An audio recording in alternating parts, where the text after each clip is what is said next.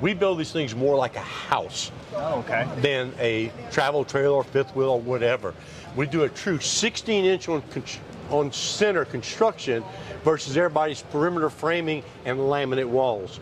You'll never have to worry about D-lam with us because we don't laminate our walls. We have hung gel coat fiberglass walls in here, but 16-inch on center construction. Well, let's start off real easy. Let's start with the frame. We're on top of a 12-inch I-beam frame, heaviest in the industry. And the reason we do that is that this unit weighs a lot, so it needs a lot to support it. So we don't want to do bare minimum. We're going to do what it needs to last as it goes down the road on itself.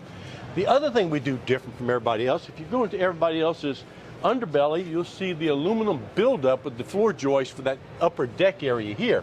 You won't have it with Riverstone, and the reason why is that the weakest point on any fifth wheel is right here.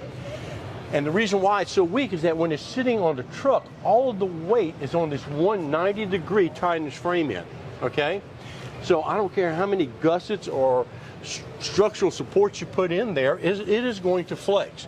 And that's why it's common to see cracks, especially on the other side where there's a bedroom slide.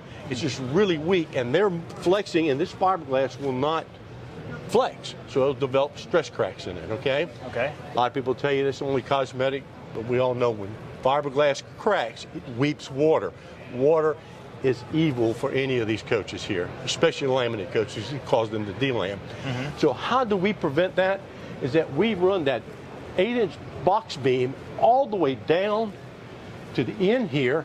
We tie it in there and here, which eliminates that stress point. Because now we're handling the whole frame in two different points here. So it's the distribution of the weight. Distribution of the weight. Okay. So in doing so, it allows you to have more weight with less flex and a better ride for the customer itself. If you come underneath here, oh yeah, it's all steel. So that whole upper deck is on top of a steel frame tied into the main frame. You won't get any sagging up there as well when you have a bunch of people up there in it. So those are the two major components.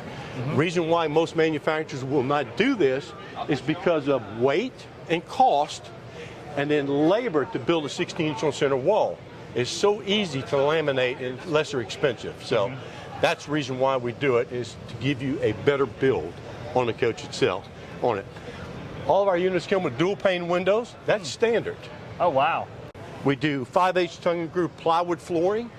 We do 1/2-inch tongue and groove plywood roof decking. Everybody else uses a 3/8 OSB or less.